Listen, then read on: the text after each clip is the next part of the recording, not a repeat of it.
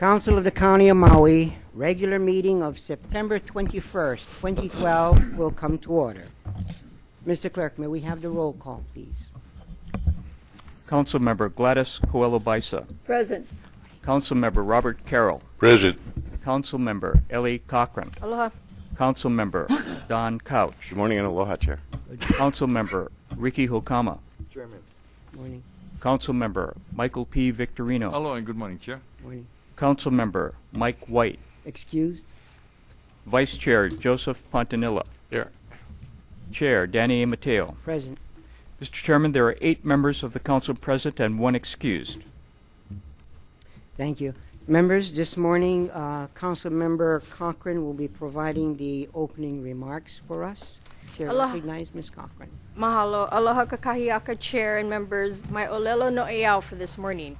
O ke ali'i lilo I ka le'a le'a. Ma'alama ole I ke kanaka me ke kapu akua. Aole ia he ali'i e ku'ai I ka moku. The translation of that states, the chief who is taken with pleasure-seeking and cares not for the welfare of the people or the observation of kapu of the gods is not the chief who will become a ruler.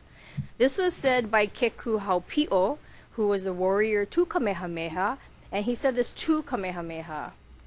And the moral, one interpretation and moral is advice to all that successes comes not by seeking idle pleasure, but by living up to one's belief and caring for the welfare of others.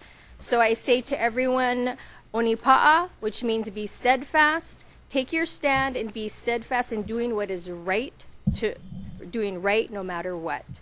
Chair, thank you for my comments this morning. Thank you, Ms. Cochran. Will everyone please rise and join us in reciting the Pledge of Allegiance? To the flag of the United States of America and to the republic for which it stands, one nation, under God, indivisible, with liberty and justice for all.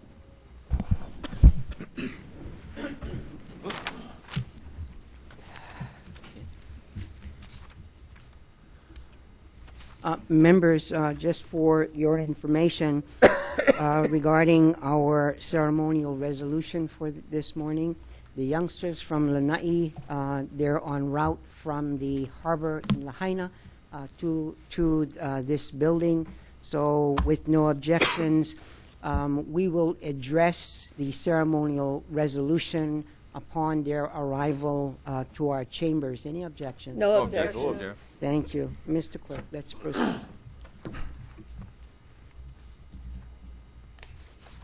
Mr. Chairman, proceeding with the presentation of testimony on agenda items, we've received requests from 20 individuals wishing to offer testimony. Thank you. Before the clerk calls up the first individual to provide testimony to the council this morning, I'd like to set the parameters for anyone wanting to share your comments with the council. You're welcome to present your testimony. You will be allowed to speak for 3 minutes on any of the items posted on the agenda for today, for this morning. When your name is called, please advance to the podium. State your name for the record. If you represent a group or organization, please so state the name of that group or organization as well. A lighting system on the podium is there to assist you with your testimony. At the start of your comments, the green light will be lit. At the 2-minute, 30-second mark, the yellow light will be lit. And at the 3-minute mark, the red light will be lit, letting you know it is time to conclude. An additional minute may be provided in order for you to end your remarks. For those of us with cell phones or other noise-making devices, this would be a good time to please turn them off or set them on the silent mode. Decorum in this chamber will be maintained at all times. Mr. Clerk, call up our first testifier, please. Calling Bill Greenleaf. Mr. Greenleaf will be followed by Greg Kawe. Mr. Greenleaf will offer testimony on County Communication 12-192 and 193. My name is Bill Greenleaf. I'm a Maui citizen and a farmer. Thank you, Chairman Mateo. Good morning, council members. Good morning. I've been following GMO for quite a while, and what really has gotten my interest piqued is the direction Monsanto has taken.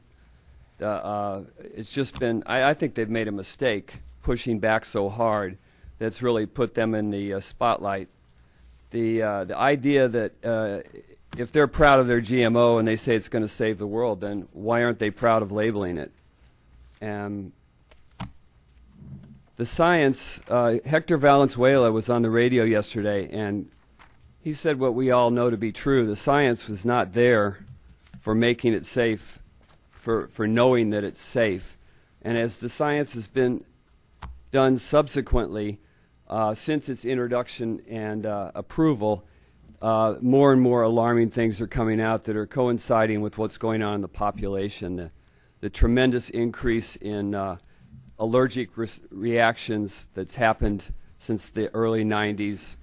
The doctors are very alarmed about it, and other problems, other serious health problems that are associated with the way the Roundup Ready product deals with the pests. And it does it by basically weakening their abdomen and causing all the pests to die, makes the plant weak, and then the plant gets killed by becoming weak. And we're eating that now. It just needs to be labeled so people can make a choice. I strongly support the two amendments, the two items here, 12-192 and 12-193.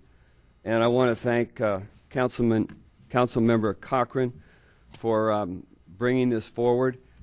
I know Monsanto brings a large legal presence, and many places that have gone ahead and taken positions like this and stances like this have been threatened with extreme legal costs to defend their position. And I'm especially grateful she brought forward those Hawaiian words and Hawaiian thoughts today, to be steadfast and take a stand for what you know to be right.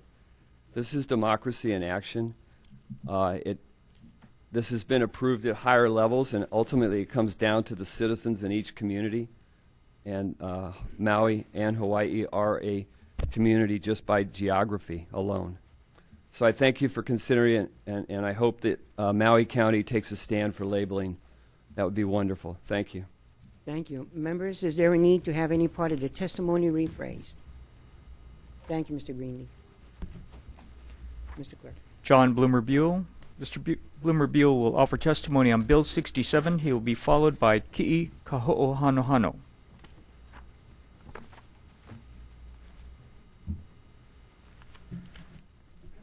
Good morning, Council Chair Mateo and council members. My name is John Bloomer Buell.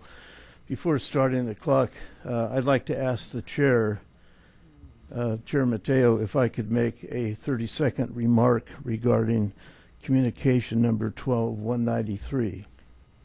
Mr. Buell, go ahead and do your comments based on the what you had signed up to testify on, which is Bill 67.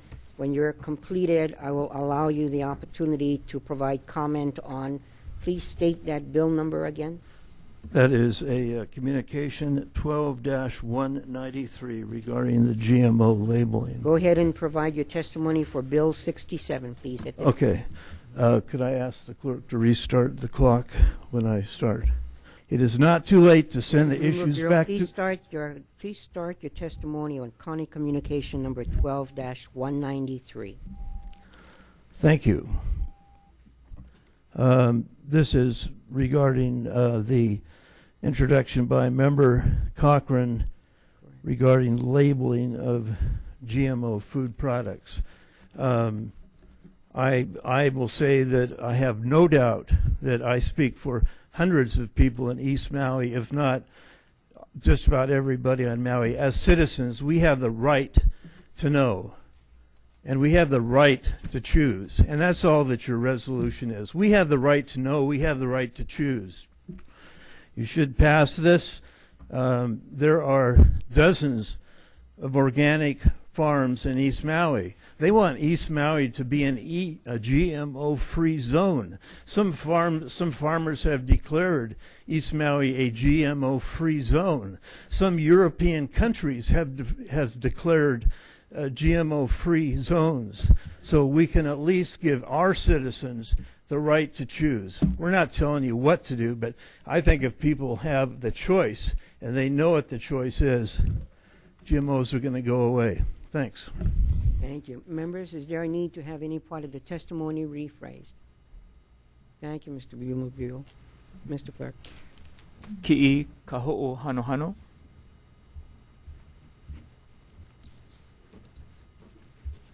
Ms. Kaho'o Hanohano will be followed by Barbara Podopowicz. Ms. Kaho'o Hanohano will offer testimony on County Communication 12-193 and 12-192. Aloha kako. Mahalo for having me. Mahalo for holding this space for all of us to voice.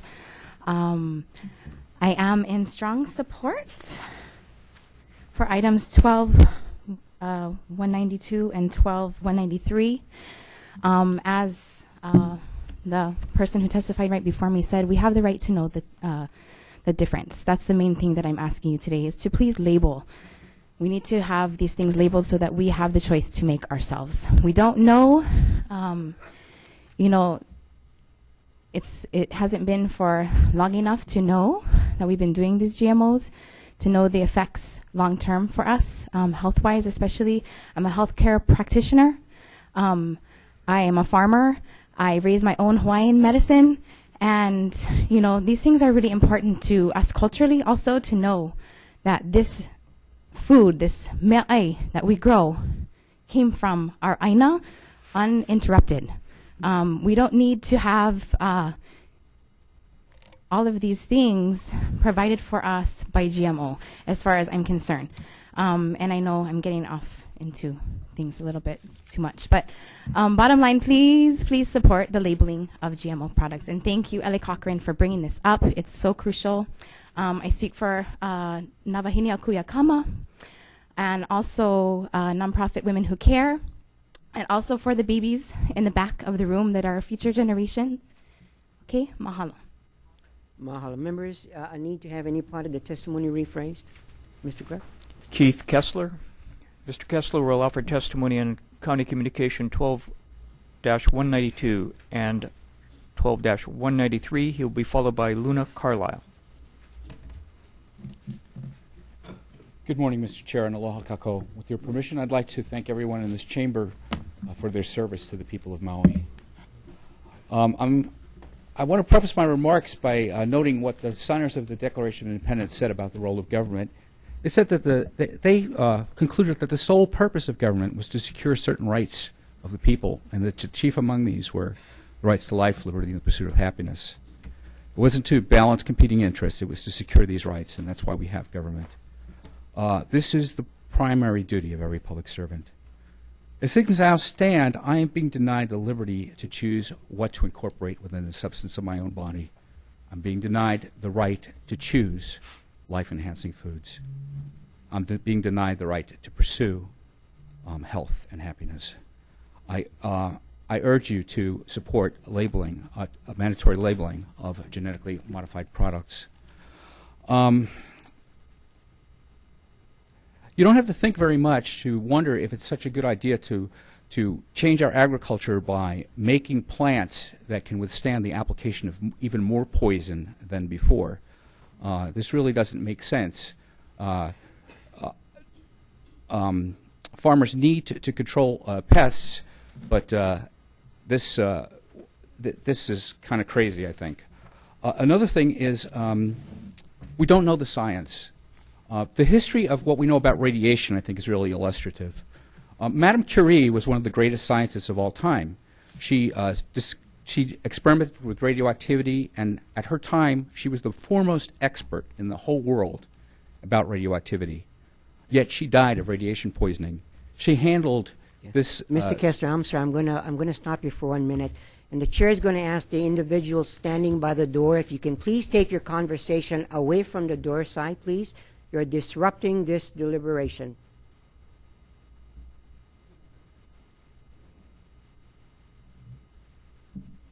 My apologies. Thank you, Mr. Chair. I was actually being distracted by that. Thank you.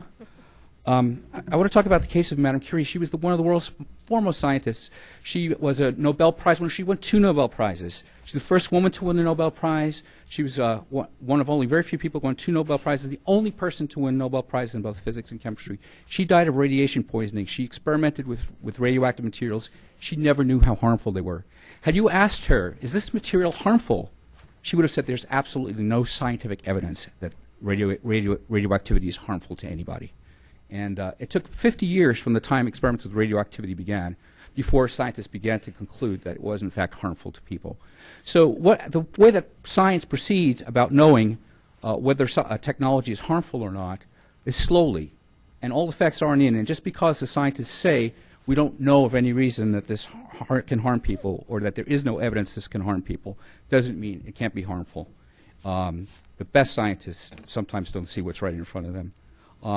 There's more in my testimony. I'd like to ask that it be included in the record. And if you have any questions, feel free to ask me.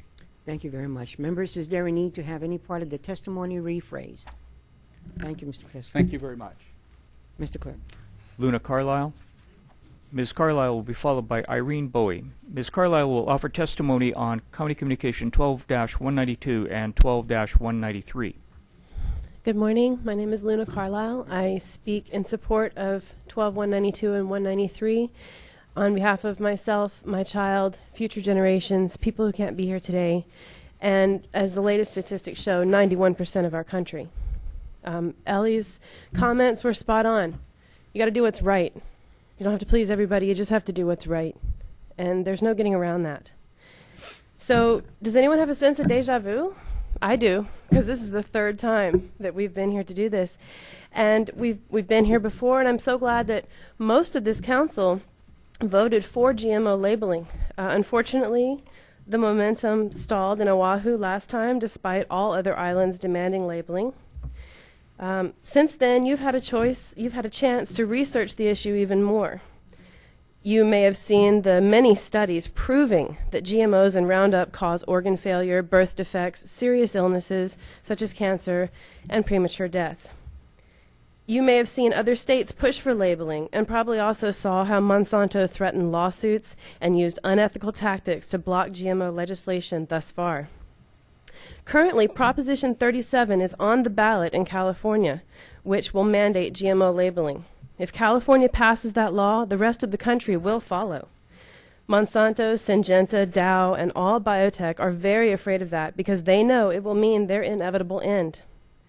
At some point today, Monsanto's mouthpiece will assert the same weak excuse about labeling being too costly, and yet Monsanto has pumped multiple millions of dollars into opposing labeling efforts and propaganda meant to keep American farmers and consumers under control, uninformed, deceived, and purposely poisoned.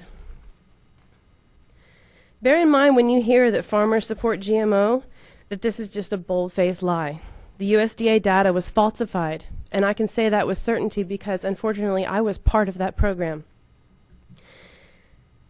I know for a fact that farmers were deceived and coerced into accepting Roundup-Ready corn and GMOs. How do I know this? Because in 1996, fresh out of high school, I worked for the USDA as a researcher. My job was to call farmers and ask them if they would grow this toxic crop. At the time, I had no idea what GMO was.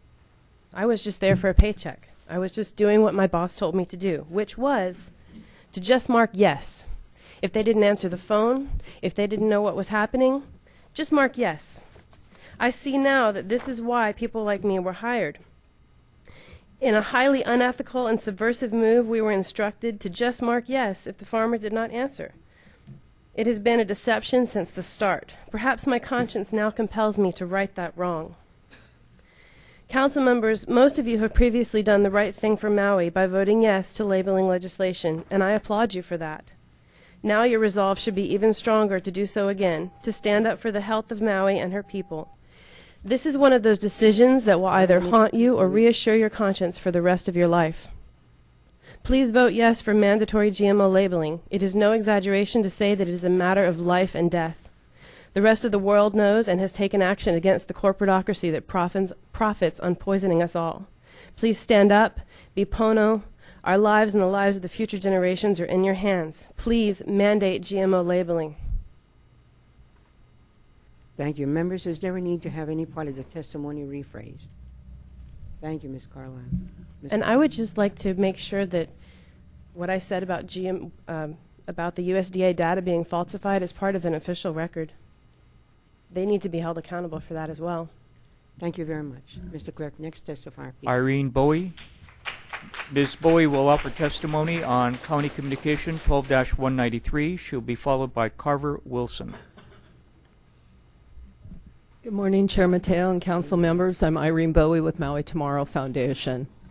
On November 6, Californians will have the opportunity to vote on GMO labeling. If Proposition 37 passes, California would become the first state in the nation to require new labels on a host of food products commonly found on grocery store shelves, including breakfast cereals, sodas, and tofu.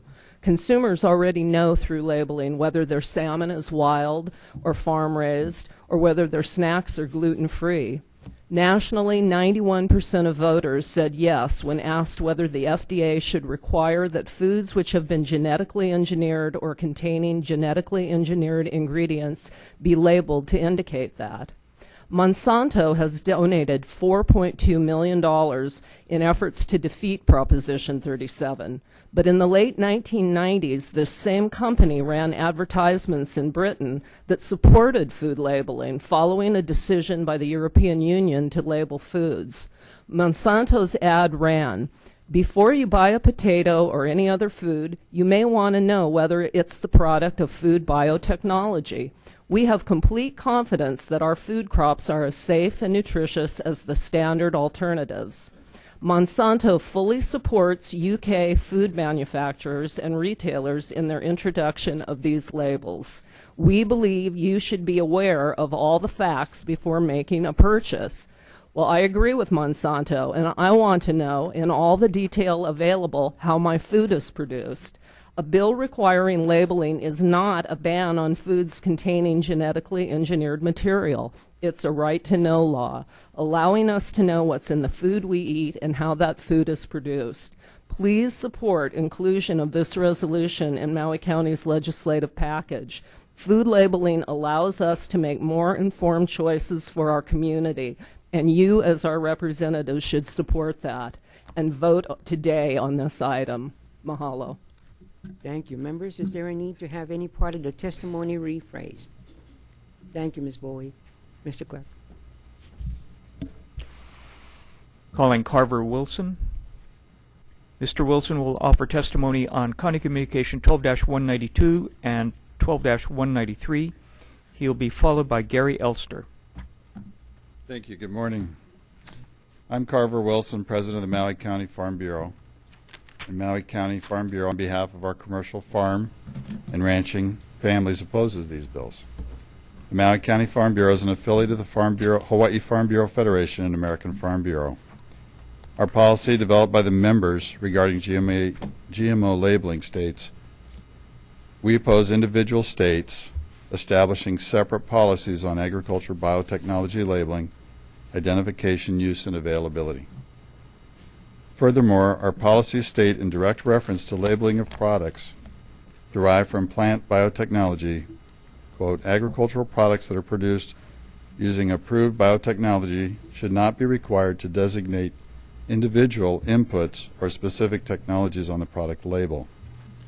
We support the science-based labeling policies of FDA, including no special labeling requirement unless a food is significantly different from its traditional counterpart or where a specific constituent is altered, for example, nutritionally or when affecting allergenicity or allergies.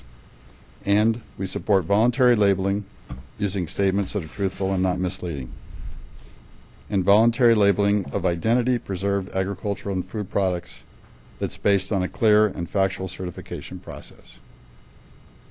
Maui County Farm Bureau represents commercial agriculture in all of its forms, and our members cover the full spectrum of agricultural practices and philosophies. We appreciate the opportunity to offer comment on behalf of our members. Thank you. Thank you. Members, is there a need to have any part of the testimony rephrased? Thank you, Mr. Wilson. Mr. Clerk. David Stoltzfus. Mr. Stoltzfus will offer testimony on County Communication 12-192 and 12-193. He'll be followed by Jen Freeman. Good morning, Chair, Council members. My name is David Stoltzfus, Site Lead of Monsanto on Maui. We oppose the inclusion in any 2013 legislative package of a state bill requiring the labeling of genetically engineered food products. Simply and concisely, food labeling is a federal issue. Federal laws already requires accurate food labeling and provides information relative to health, safety, and nutrition of all food products sold in the United States. The FDA establishes uniform labeling requirements to be consistent with consumer protection and commerce on a nationwide basis. Federal research and regulatory agencies have conducted years of studies that show no health or safety concerns that would call for labeling of genetically modified crops. Quite the contrary, this research has found crops and food products currently available from biotechnology to be as safe as those produced via other or organic methods. The requirement to label food products from a genetically modified crop makes a false or negative assumption that a genetically engineered crop is somehow inferior to conventional or organic crops. The Council should ask, does adoption of an additional unique labeling system put the state of Hawaii at a disadvantage in its food supply? Would this result in increased prices and reduced selection of goods for consumers? Will this labeling system cause an economic hardship on our local farmers, wholesalers, and retailers? Will the state be able to fund hiring and training of additional inspectors and specialists for a labeling system? These questions should be addressed when requesting a bill to solve a problem that does not exist. We respectfully ask you to not include this proposal in any 2013 legislative package. Thank you.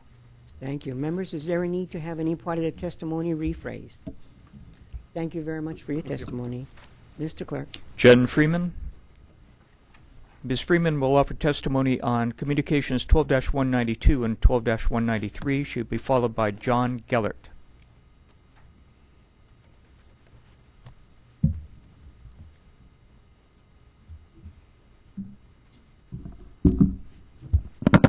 Aloha and good morning, Council. Good morning. Thank you so much for hearing us today. And also, I'd like to thank the members of the Council who supported the GMO labeling initiative last year. Mahalo for your vote. My name is Jen Freeman, and I'm a Maui County resident. The topic of GMO creation is a complex one, but the motivations behind it are not. Owning the patents to food has the potential to generate almost unimaginable wealth. Every person on Earth who eats is their market segment, and most of us eat 2 to 3 meals a day if we're lucky, not to mention snacks. In the race to secure a leading market position, corners are cut and shortcuts are made. Politically expedient measures are used, such as placing industry supporters in key government positions to smooth the road to market. The 5+ years required for thorough toxicological experiments is a liability, so legal framing is adopted for the new products that asserts they are substantially equivalent, in essence the same as non-genetically modified foods. While curiously enough, the products are deemed so different they can be patented, this same substantially equivalent status allows them to cut corners on long-term tests and human trials. The product enters the market with the goal of flooding it until the leading market position is secured. The fundamental conflict of interest here is clear, I hope. Any data that might arise to prove the product is unsafe or has questionable results would be in direct conflict with the race to win the market niche. This is the crossroads we find ourselves at, not just as consumers or citizens, but as mothers, fathers, aunts, uncles, grandparents, sisters, brothers, cousins, and friends. Do we ignore that this mentality is now being applied to one of the most basic and intimate commodities that exist, our food? Food, unlike other products, is directly tied to our survival. Every day we eat, placing food in our mouths and sending it through our bodies. In the process, it becomes part of us, literally forming the bone, muscle, and tissue that makes up our bodies. It is as personal as a product gets. With that in mind, would you want to eat something that, when tested by independent third parties, such as this text, which is filled with multiple studies that documented health risks of genetically engineered foods? Would you want to eat these foods that are consistently pointed out with troubling consequences such as tumor growth, infertility, spontaneous abortions, severe food allergies, transferring of pesticides generally placed in the foods themselves into people's bloodstreams? Do you really want yourself and your loved ones to unwittingly be part of an industry gamble where we stand to lose our health and they stand to win wildly profitable gains? The term would be asymmetric win-lose outcome. Who stands to lose the most? And I'd like to move on also for my second. Please. Without labeling, we cannot track or test the results of GMO products. GMOs are already labeled in 54 countries. What we are asking for is neither novel nor unknown for the industry. Let me repeat, we would be the 55th country. Not exactly cutting edge, more late to the game. And just to go back in time, so let's go back to a similar product where industry asserted many similar things, such as the gentleman before me, that there was no problem. Let's discuss asbestos. So by 1960, 63 scientific papers on the subject of asbestos had been done, 11 of which were sponsored by the asbestos industry, the other 52 coming from hospitals and medical schools. The 11 industry studies were unanimous in denying that asbestos caused lung cancer and in minimizing the seriousness of asbestosis, a position diametrically opposite to the conclusions reached in non-industry studies. Again, non-industry studies. In 1962, the Gulf Oil Company's advice to workers in a training manual for insulators was that the fibers of asbestos are not injurious to the respiratory organs. Working with this material does not subject one to this hazard to one's health. As we all know today, this advice was not only a lie, but a murderous lie. The history of industry denials was neatly summarized by David Ozuna from Boston University, who served as a witness in asbestos litigation and described the series of defenses used by the asbestos industry. Asbestos doesn't hurt your health. Okay, it does hurt your health, but it doesn't cause cancer. Okay, asbestos can cause cancer, Ms. but Freeman, not the our chair kind would of prefer you asbestos. sticking to the subject matter. Okay, so the GMO. subject matter would be that we are in a similar position now where they're following the same arc of deniability, plausible deniability, and the studies are beginning to show the same thing. So we're basically about 25% in that 100% arc, where, for example, the FDA statement of policy declares ultimately it is the food producer who is responsible for assuring safety. In direct contradiction, industry leader Monsanto's former director of corporate communications states, Monsanto should not have to vouchsafe the safety of biotech food. Are interested in selling as much of it as possible, assuring its safety is the FDA's job.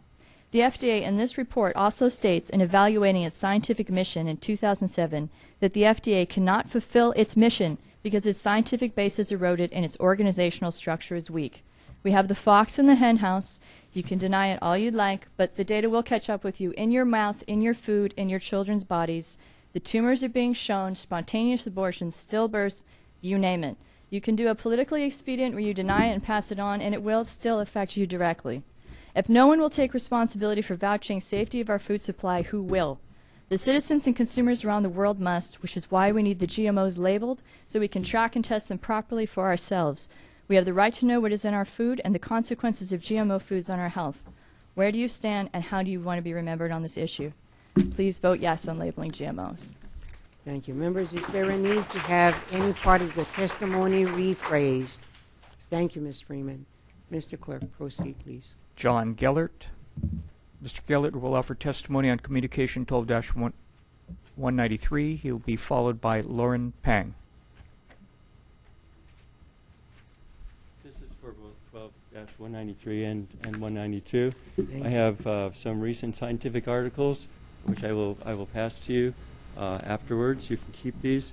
The most recent study just came out this Wednesday. It was a French study. Yeah. Says that, well, the title here on this one here says, Cancer Rover, GMO Foods, as a study says it did this to rats and caused organ damage, early death in humans. This particular article is from the Daily Mail online, but it's in a lot of different sources on the internet right now. Basically, it's the first long-term study of GMO damage. And it's long-term, it's only 24 months. Some of the highlights here are that it, let's see here, between 50 and 80% of female rats develop large tumors by the beginning of the 24th month, with up to 3 tumors per animal. Only 30% of the control rats develop tumors. Up to 70% of females died prematurely compared to with only 20% in the control group. Tumors in rats of both sexes fed the GMO corn were 2 to 3 times larger in the control group. The large tumors appeared in females after 7 months compared to 14 months in the control group, and so on and so forth.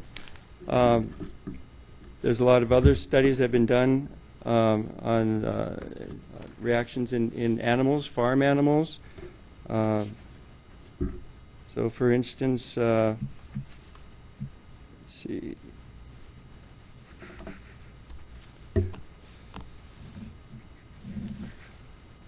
Oh, God, there's so many things to pick here.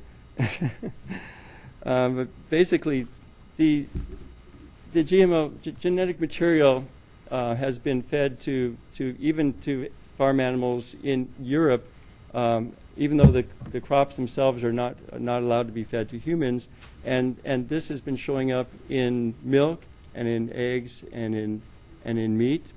There's more evidence here that GMO toxins are found in the blood of mothers and babies.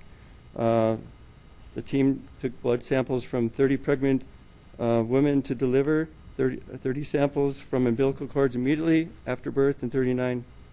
Well, anyway, the results show that toxic Bt protein was present in 93% of pregnant women, in 80% of umbilical cord samples, and in 67% of non-pregnant women.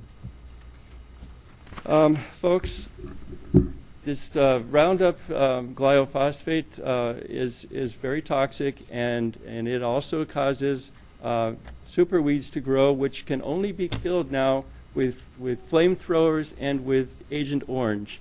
It's poisoning our land, it's poisoning our water, it's poisoning the air as the pollen contaminates all kinds of other crops nearby. Thank you very much. Thank you.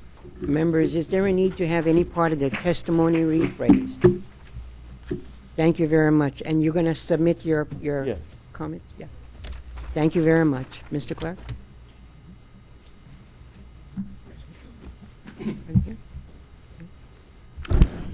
Good morning. My name is Lauren Pang. I testify as a private citizen. I'm a physician. 25 years ago, I was asked by the World Health Organization in Geneva to teach the course on safety and efficacy of pharmaceutical products. I still teach and consult for them. You have a copy of my written testimony. Products should be fully tested for efficacy and safety before being released onto the market, period. Hindsight of safety claims that we were right to take the gamble is never an argument and depends on luck. That is Michael Seabright's position, federal judge who ruled against this. In theory and in animals, GMOs are very worrisome. Sometimes products reach the market before being fully tested. Like the swine flu vaccine a couple of years ago, we had to release it early because the outbreak was here. Magnesium sulfate, we long used it for eclampsia pregnancy before we really tested it was grandfathered. In these cases, when these untested products are on the market, what shall we do? What can we do?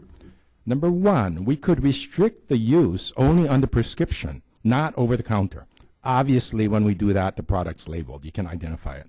Number two, maybe even when we prescribe it, we get the users in written informed consent in addition. Obviously, the product's labeled because we know what's what. What if we just simply label without any of the above restrictions? There's a few comments here. That's kind of risky because a lot of people don't really read or understand the label. Yeah? Some people like the labeling because it's a marker that when the GM product came, there was a lot of co-use, high use of combinations of pesticides, which we are having a problem with. The other thing is, maybe if it's labeled, they can choose among different GMOs. Like maybe it's okay to buy the GMO papaya, but not GMO kalo. Okay, maybe the medical people, if you label it, could track it to diseases or not. I support labeling, but only as a Band-Aid measure since the general safety issue has not been resolved. Labeling does not make it okay to bring untested products to the market, especially when they are over-the-counter and without written informed consent, especially when they risk irreversible harm to the environment or health, or worse, spread as a life form. Back to labeling. We can use a car analogy. Country X sells a new model car where there are theoretical issues confirmed by animal crash tests when the brakes have a problem, that the brakes have a problem. Crash tests are sometimes very bad, but worse, their degree of badness was inconsistent and not predictable because we don't really understand the mechanics behind the crash. But we have the car on the market. GMO labeling is like arguing about what color to paint the car, which to me is a Band-Aid for the real underlying issue, the brakes. But I support the Band-Aid. Oh, and the regulators? I have cited many documents published in peer-reviewed medical literature that they are asleep at the wheel. They have still not waking up. Maybe the safety concerns by the AMA now or the tumor data from the animals will wake them up. Is this a federal issue? We have been told that they neither have the expertise nor serious interests. They do not have the authority to preempt local positions. And I'll be happy to answer any questions. Members, is there a need to have any part of the testimony rephrased?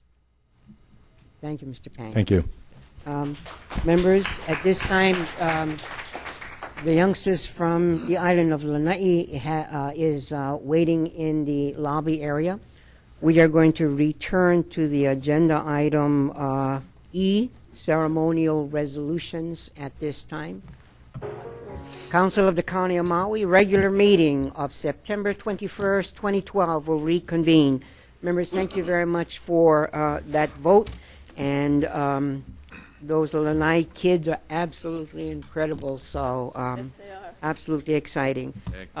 Prior to that particular break, we were still in testimony. Mr. Clerk, please call up the next testifier.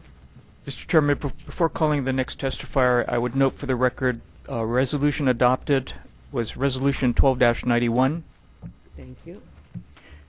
Resuming with public testimony on agenda items, calling Brian Lehman. Brian Lehman.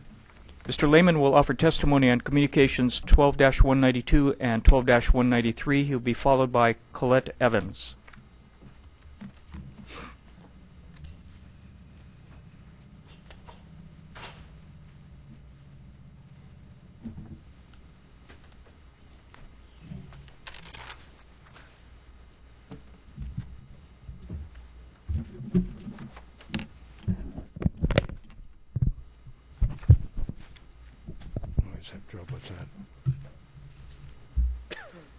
Good morning, Mr. Chairman, Good. council members. I'm Brian Lehman. I live here on Maui, and I support agenda items 12-192 and 193 without referral back to committee.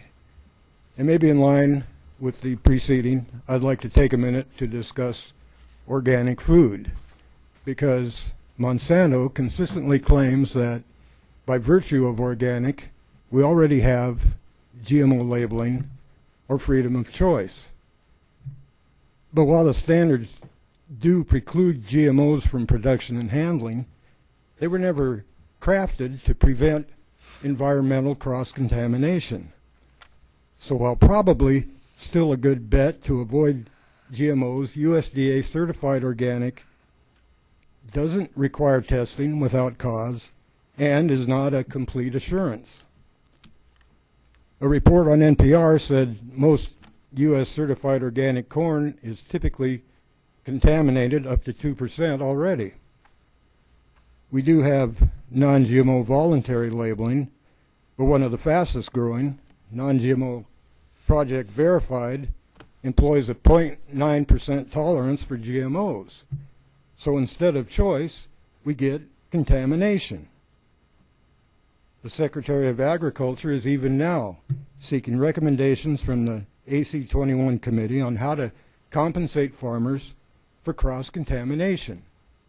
That's an official acknowledgement that it will continue. The biotech industry likes to talk about redundancy and cost also. Of course, having to rely on two labels for a measure of certainty is redundant.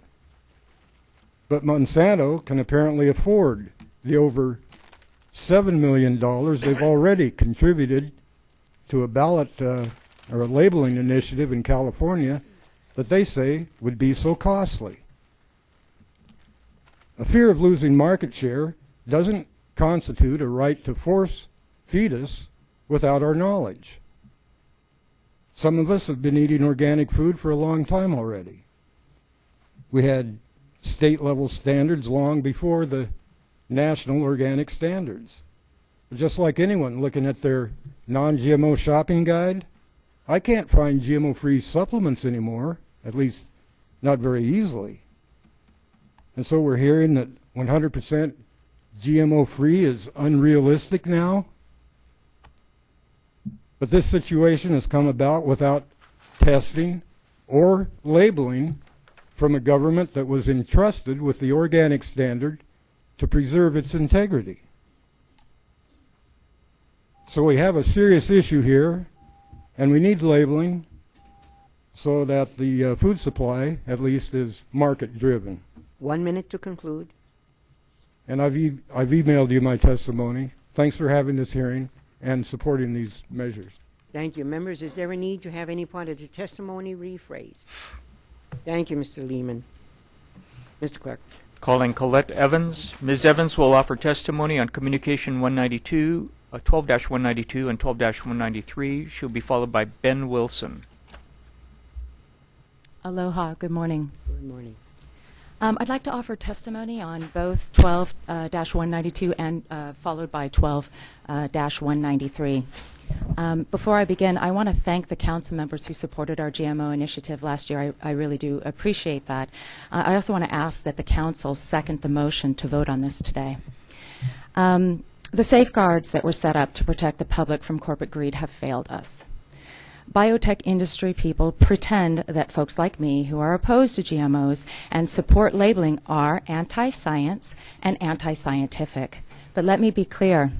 Most of us who support labeling are not opposed to science, but actually the lack of scientific testing. An example of this is that I stand before you now asking for support for labeling of this product, which has been pervasively on the market for over a decade. And yet here, hot off the presses, as has just been mentioned, is the first ever, this was published September 19th, 2012, just this week. We have the results of one of the first ever peer-reviewed long-term animal studies performed. The responsible thing would have been to thoroughly test it before it was sold, but industry did not sponsor tests longer than 90 days, and the FDA did not require them to do so. Interestingly, it turns out that these industry-sponsored short-term studies were just 1 month shy of the 4 months it takes for the health issues to show up in test subjects, as is documented in this recent 2-year study. In this study, they found symptoms began as soon as 4 months and that they were as high as a 30 and 40% abnormal upswing in premature death, tumor, and cancers in rats fed a GM diet versus those fed a non-GM diet. This still doesn't tell us what it does in humans. But I think we can agree it's not a very good sign. In the scientific world, this is a major red flag that further testing is needed before something could be deemed safe for consumption. So now what do? Labeling is a start. The industry tends to present non-fact as fact, with an inherent tone that if you are questioning it, you're an idiot. This bias can dupe even the most thoughtful person when they do not have the time or inclination to investigate further. For example, I was at dinner with a friend a few months ago who I consider to have quite an investigative, intelligent, and independent mind, and the topic of GMOs came up. I was blown away to hear him argue on behalf of biotech industry using the rhetoric biotech created. Piece by piece, I addressed his arguments. I asked him, where did you get this idea? As it turns out, he couldn't track his logic to any solid reason or science, but rather had just heard it and for some reason not questioned it. By the time we were finished, he couldn't believe he had adopted such a misinformed perspective so completely. This is how the attitude in combination with the the misinformation used by biotech industry works. 1 minute to conclude. I requested to testify on both. You're testifying on 12-192 at this time? Oh, thank you very much. This is how the attitude in combination with the misinformation used by biotech industry works. It makes you believe you have been informed of the truth, and you do not ask questions. In this way, people walk away thinking GMOs are proven safe, tested, and in some cases even saving the world through technology, or even worse, a better product than what nature intended, without looking into the facts. The industry won a great victory, which saved them time and money with this strategy when they began using the terminology of substantial equivalence in relation to the approval of their product. The argument is that long-term and thorough testing was and is unnecessary because GM corn, for example, is substantially equivalent to non-GM corn. This language was then adopted by the FDA with a little help from their inside guys, and it was rubber stamped. On the surface, this doesn't sound like a very big deal. Looks like corn, tastes like corn, so it's corn, right? Here's the problem. If I offer you 2 glasses of water, one pristine and the second with traces of anthrax, by definition, they are substantially equivalent. Which one would you choose? Please start your testimony on County Communication number 12-193. Thank you.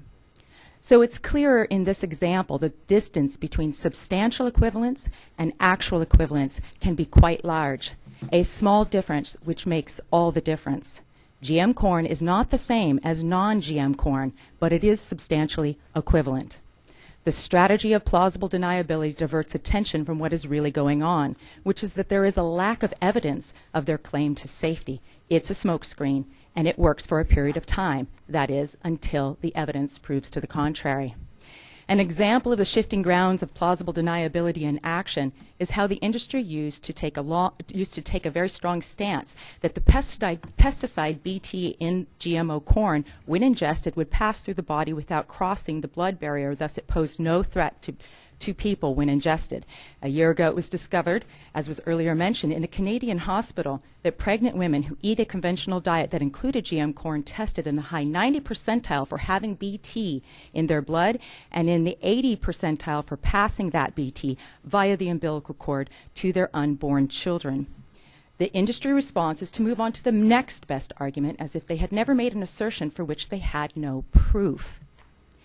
You still will come across people, biotech people, who insist their biotech product is in some way superior to what nature created. To them I say, if you are proud of it, label it. In fact, why aren't you advocating for labeling? But no, that is not the real issue at hand, as was demonstrated in Europe. The truth is that when it comes to labeling, industry doesn't want it because consumers do not tend to choose products made with GMO ingredients.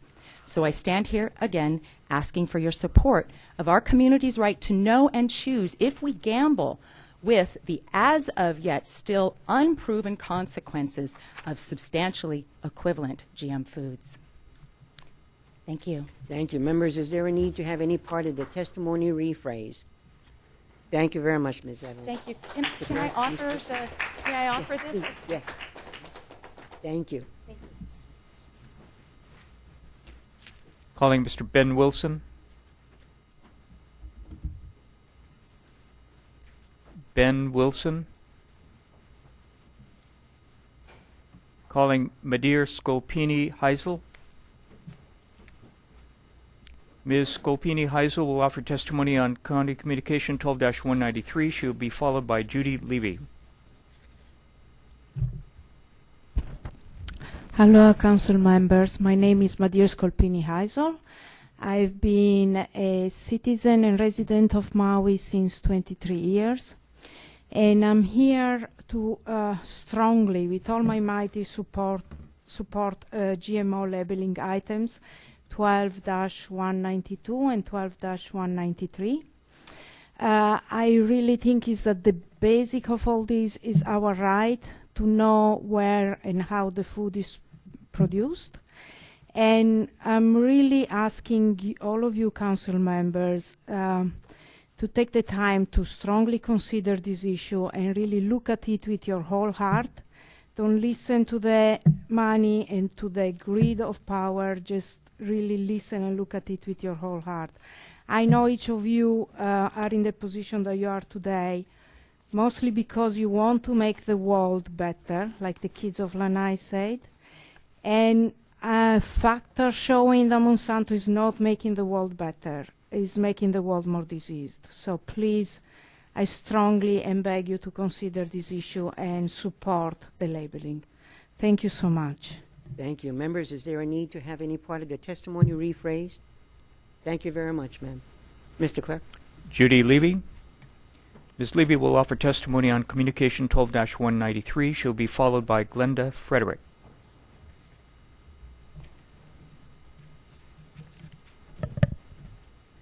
Good morning, Chair and County Council members, it's always a privilege to get to come and address you. Thank you for doing what we hope is best for our beautiful Maui. I'm here as a grandmother. I'm a local businesswoman. I'm an individual farmer myself and a sustainability activist. I want to say I truly appreciate Ellie Cochran's efforts to reintroduce this crucial bill that gives all Hawaiian citizens the right to know exactly what's in our foods. I'm really passionate about the option of vibrant health for all of Maui and anyone who wants it, and I truly believe that GMO foods are dangerous, and we've heard a lot of really good scientific testimony about that. I've been active this year in helping to educate more people here on the dangerous reality of GMOs in too many of our foods already. I believe that's part of what contributes to the diabetes epidemic that's going on in our country and the obesity. Here we live on a magnificent place on the planet, and most of us care deeply about eating healthy, clean food. Unfortunately, it appears that Monsanto has a powerful connection with some of our decision-making members, which may have prevented some of you from, as Ellie said, doing the right thing. We urge one of you today to second Ms. Cochran's motion to label GMO foods. We really look forward to Maui and Hawaii being a GMO-free zone, and indeed I hope a fully self-sustainable Maui soon. And we hope that this issue can be voted on today if one of you will step up to second the motion. Gladys Bisa and Mike White shared with us several months ago at Upcountry Sustainability that they were concerned that the labeling system would be a hardship on our local farmers, and I'm curious where you got that information. And I hope that you've had more time to search your souls and talk more with your constituents about what we want. So I urge you to all be Pono today, and to help keep all of Hawaiian citizens to stay as healthy as we want. Please step up today. One of you please second this motion so that we can move forward with it and make us proud of our county council, who show us that you care deeply about your constituents who put you here. Thank you so much. Mahalo. Thank you. Members, is there a need to have any part of the testimony rephrased? Thank you, Ms. Levy. Mr. Clerk. Glenda Frederick. Ms. Frederick will offer testimony on Communication 12-193. She'll be followed by Jeff Heisel.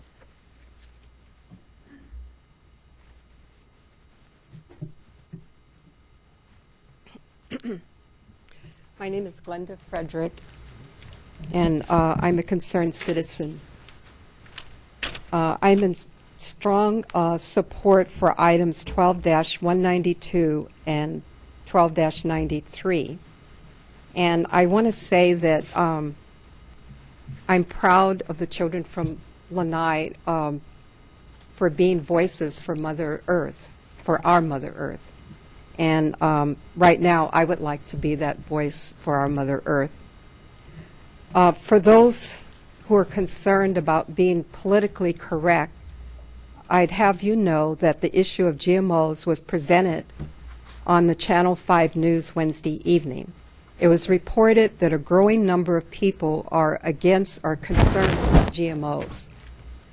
We're supposed to be a government of the people, for the people, and council members, you are supposed to be representing the people. We're here asking for laws for labeling GMO products, but keep in mind that there are many countries around the world who have banned GMO products. There's a reason for that. Countries around the world are rejecting America's foods. Other countries will not accept our meat because it's so contaminated. So why are we kowtowing to Monsanto?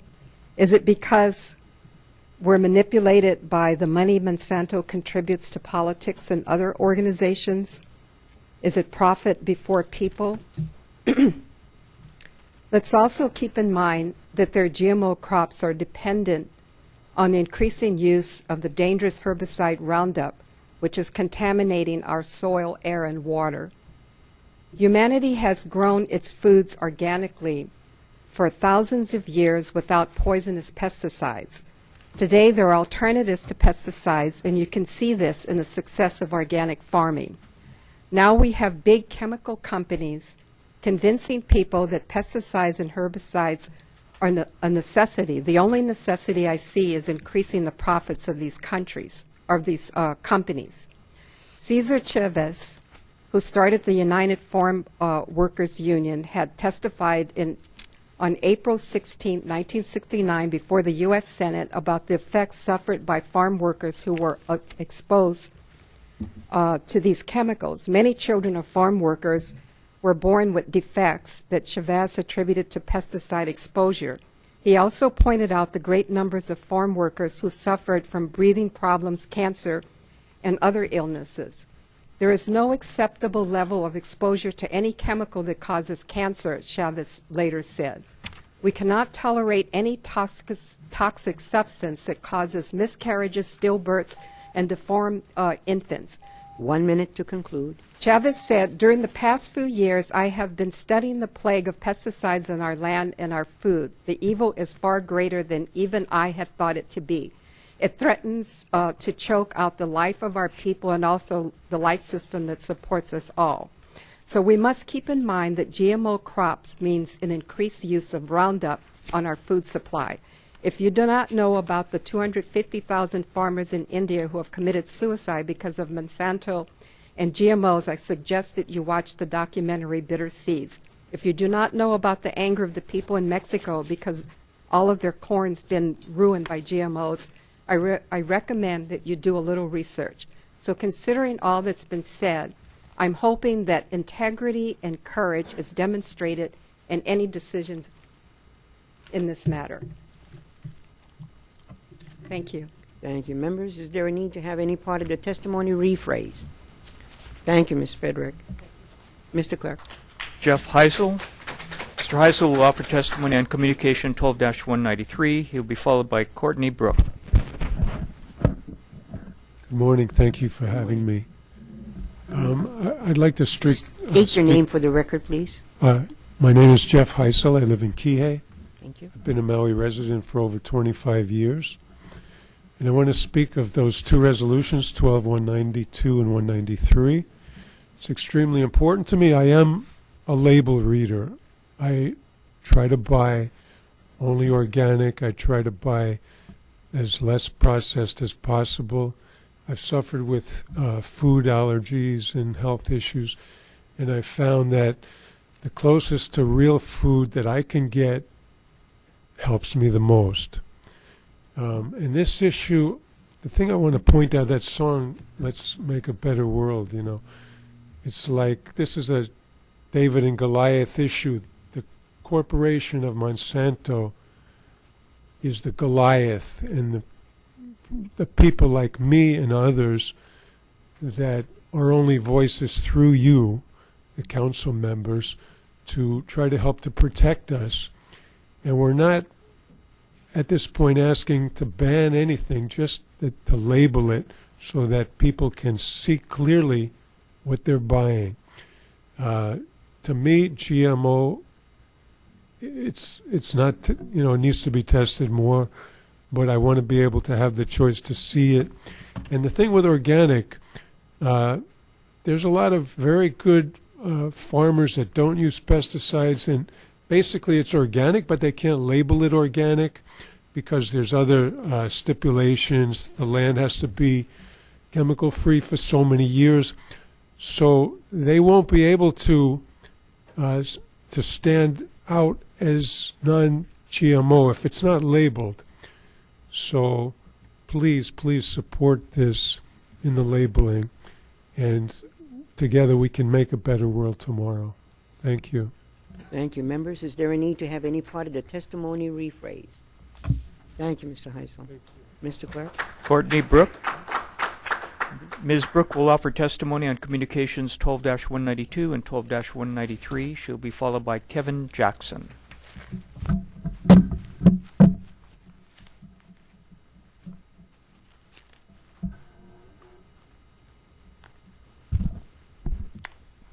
Good morning.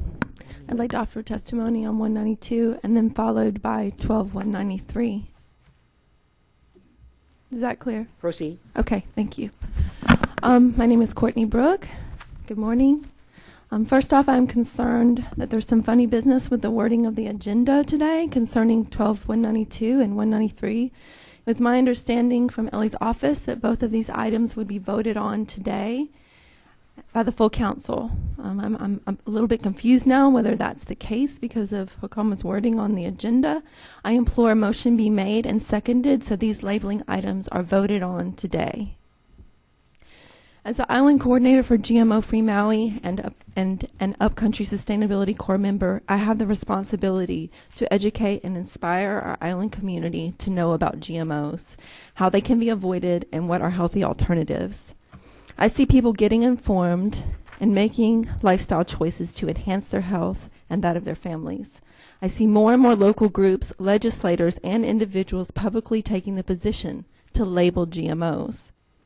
Some of these include GMO-Free Maui, Maui Tomorrow, the Upcountry Sustainability Corps Committee, Ellie Cochran, Tulsi Gabbard, Simon Russell, Ramona Anand, the Sierra Club, and Dr. Lauren Pang.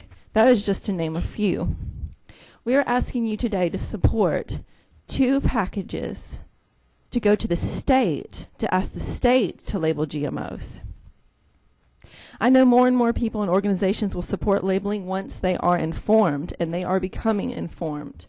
People are paying close attention to who is supporting labeling and who is not, especially so close to elections. I want to thank Ellie Cochran and the council members that supported GMO labeling last year, as well as the councils of Big Island and Kauai. I realize you have heard much testimony on this issue. It is one of the most important issues that we face. It is only natural that people want to protect the food supply and know what they are eating. I ask you to be patient with us today, recognizing the importance of this issue and the beauty of the tremendous care of our community to come here and take a stand for labeling. I see companies like Down to Earth educating the community about GMOs, even though they, like other stores, still carry items on their shelves that contain GMO ingredients.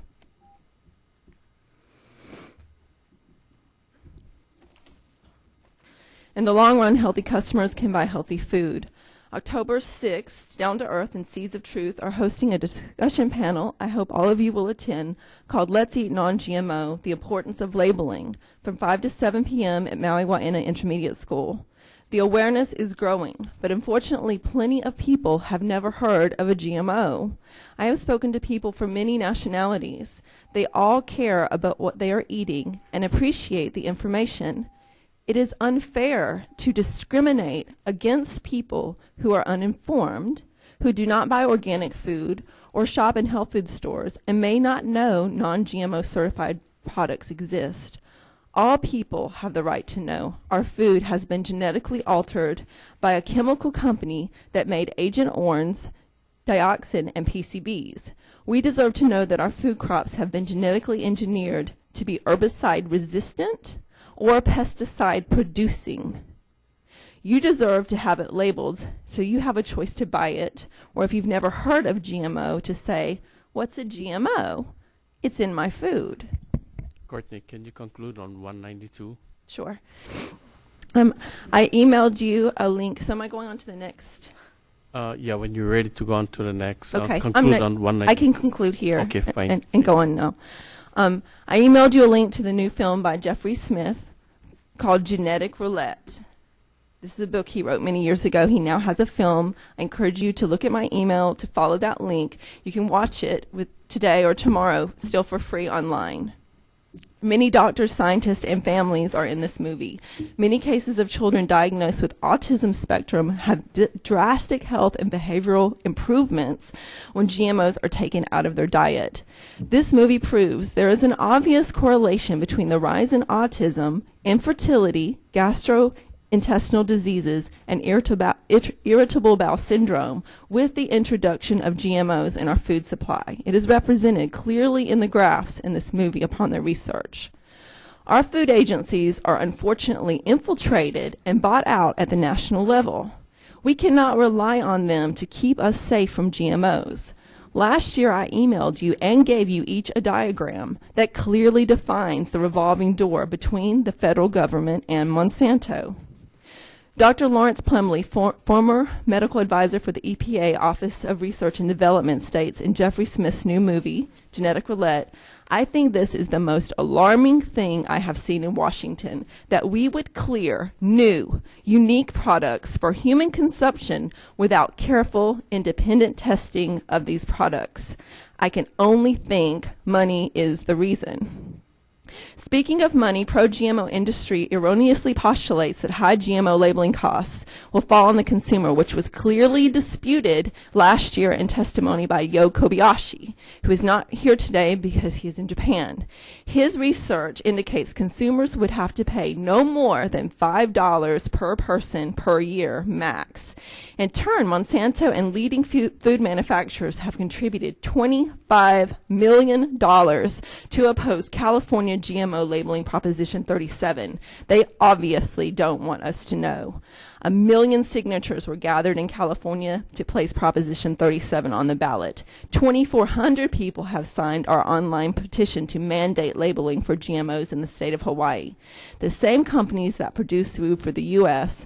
are already labeling GMOs in 30-plus countries worldwide that require labeling. They can add Hawaii on their list.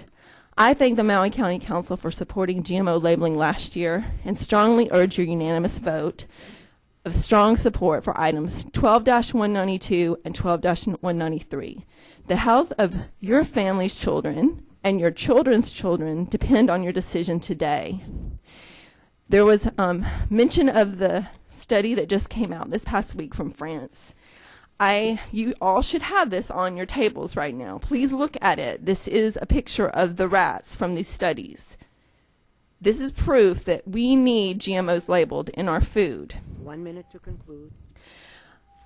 I'm so glad that you unanimously passed the resolution to commemorate our Lanai children today.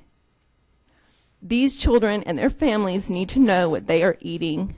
GMOs need to be labeled. Let Maui citizens know that all of our council members agree we have the right to know if it's GMO, and send a strong message to the Hawaii State Legislature to make it so. Thank you. Thank you. Members, is there a need to have any part of the testimony rephrased? Thank you very much, Ms. Brooke. Thank you. Mr. Clerk, proceed, please. Kevin Jackson. Mr. Jackson will offer testimony on Communication 12-193. He'll be followed by Amara Rashan. Good morning. I'm here today to basically state that I am for the labeling. If the product is so good, why don't they brag about it? You know, put it on there that it's that it's GMO. Okay. I'd like to also point out that all of our grandparents, they didn't call it organic food; they called it food. Okay.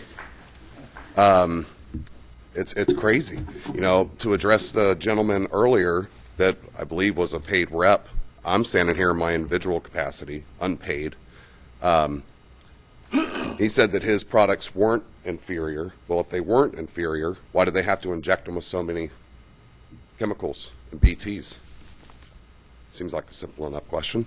And also, I'm sure that there was a lot of studies done on DDT and Agent Orange. They've come to find that it's banned, but somehow or another now they're being able to use 2,4-D, which is a derivative of Agent Orange. Crazy. That's what they're putting in our food. I honestly don't think this goes far enough. I'm for an all and out ban. Okay? I don't think this goes far enough, but as the great doctor did say, it is a Band-Aid for now. And I would also like to ask for somebody to second Ms. Cochran's motion. Thank you very much. Thank you. Members, is there a need to have any part of the testimony rephrased? Thank you. Mr. Clerk, proceed. Amara Roshan will testify on Communications 12-192 and 12-193. She'll be followed by Keoki Medeiros. Aloha, Member of Council. Thank you very much for having those meetings for us. We need the voice to be represented. I dedicate this testimony to all the children of the world. I refuse GMO food label or not. I wish that the Monsanto Corporation would close its doors here and bury all experimental farming soil under 3 feet under the ground. Let's start growing organic food instead. I need to share something with you. The other day I had a nightmare in the middle of the night. about 12 feet ants and roaches. I wondered why. Then I remember being raised as a Catholic. These images from the future, from the Bible, I think in Armageddon, they used to show us young children, 12 feet tall ants decapitating human heads and serving them as food to their larvas. A real nightmare, picture it. Ants have no compassion. Now, scientists tell us that roaches and ants cannot grow big because of their exoskeleton weight.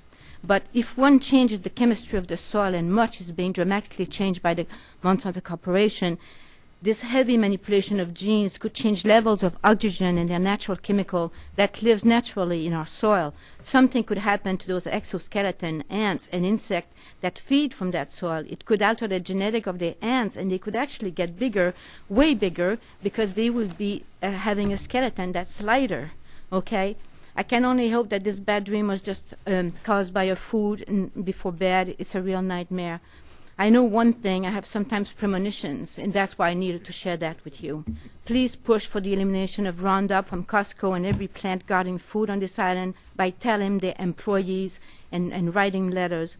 It destroys the land. This is Hawaii, the land of goddesses and gods. This is where the soil is black, red, and white with water all around it, where a huge mammal lives in it.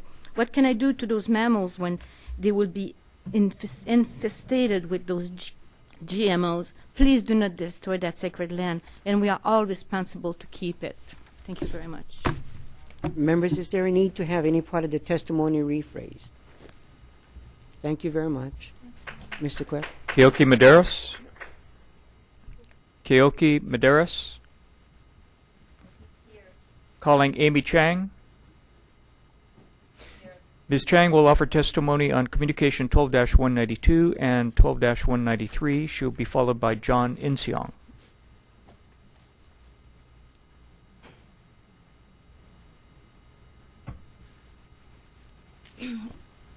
Aloha, Councilman. Thank you so much for your time and your attention, and that we have this right to speak. I don't take that for granted.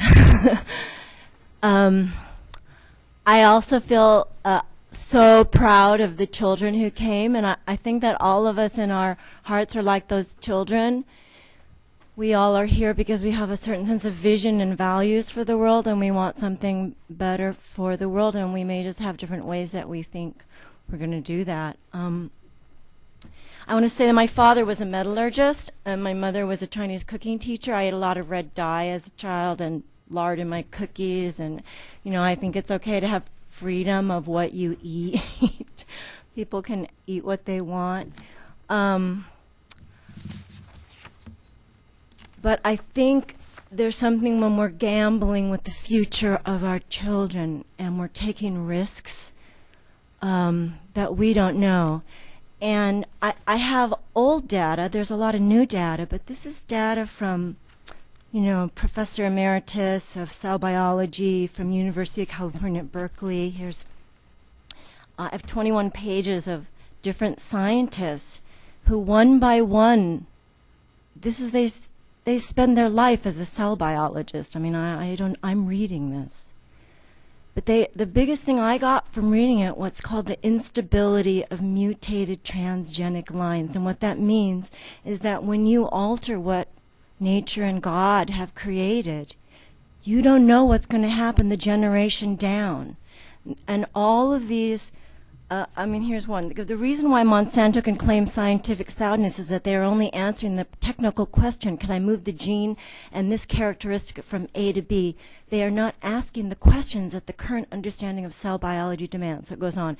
Genes exist in networks, interactive networks which have a logic of their own, and we don't know what that logic is. That means you're releasing technology that after 90 days it might just be fine, but generations after generation, all those children who came in, are you willing to take that gamble that the corporation said it was safe?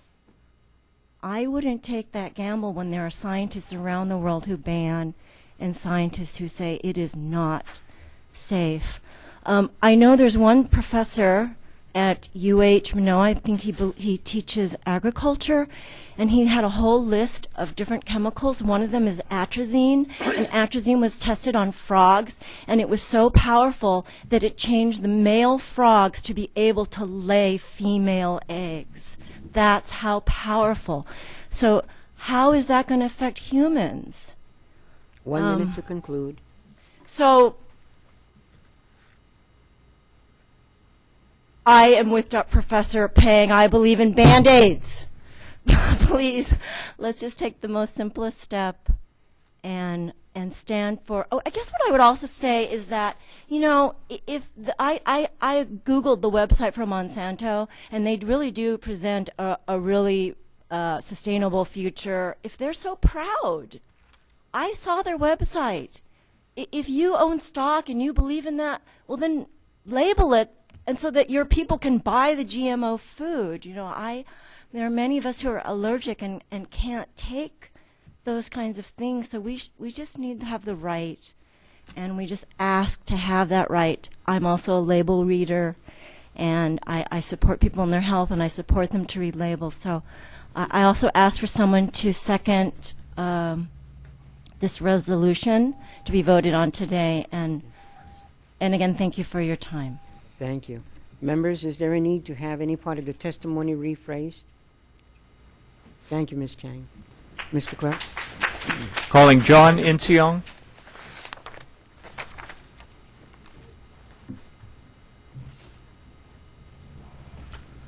Mr. Inseong will offer testimony on Communications 12-192 and 12-193.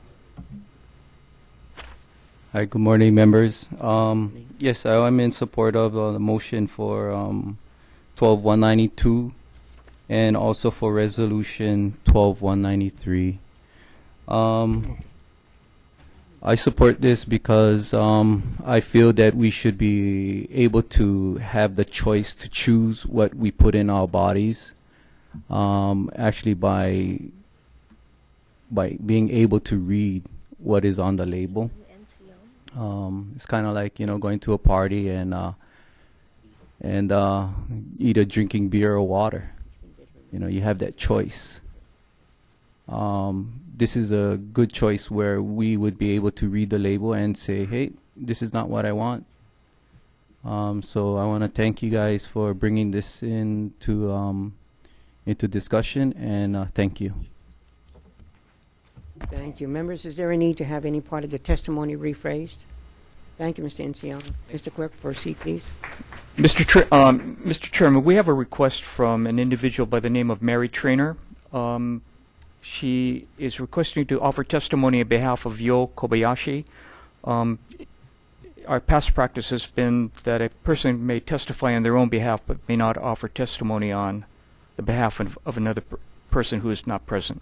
Chair will not entertain that testimony. Proceed. Mr. Chairman, that concludes the testimony of all individuals submitting requests to offer testimony. Earlier, there was, we called for Ben Wilson. Is Ben Wilson here? Okay.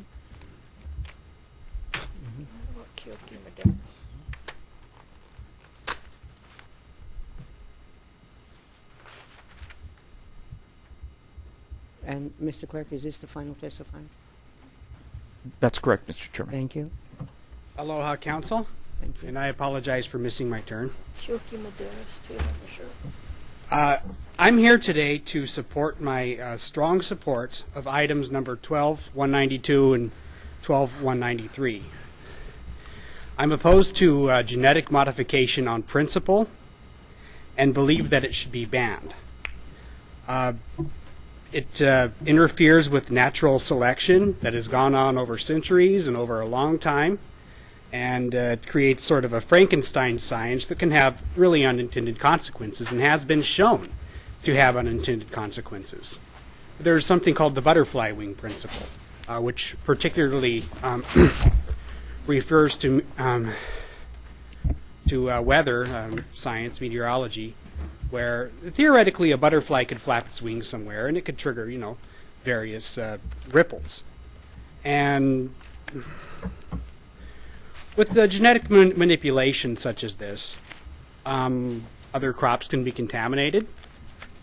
Entire species can be contaminated, as has been the case with canola. A second issue is that it allows private corporations to actually patent entire genospecies of plants or animals, thus controlling the food supply. Now in India, for example, with the BT cotton that was introduced there, the crop yields were promised to be much higher. The crop yields turned out to be a lot lower. And one company, a particular company, Monsanto, held the patent on those seeds, and the farmers could only buy from those seeds. They had complete control over the pricing of those seeds. So what did they do? Of course, they raised the price. This caused the financial ruin of many farmers and led to their emotional ruin and suicide. There's been something like 200,000 of them that have committed suicide as a direct result of this. GMO has been proven to be ineffective and in fact harmful, because 84% of the time the crop yields are actually lower. It has not lived up to its promises of crop yields, crop quality, and safety. Safety particularly in that there has been direct links to cancer, autism, and various other maladies. In conclusion, if Monsanto is so proud of their product, then why not label it? Organic farmers are very proud that their product is organic. The whole health food industry is very proud of it. They label it. They brag about it. So if this company and other companies, Syngenta, Dow, are so proud of their product, then why aren't they bragging about it? Why are they trying to hide it?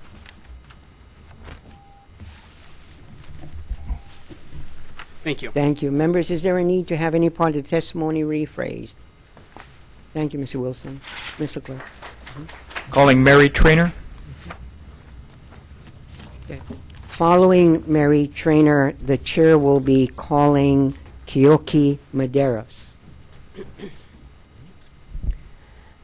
Good afternoon, everyone. I am testifying today in support of items 12192 and 12193.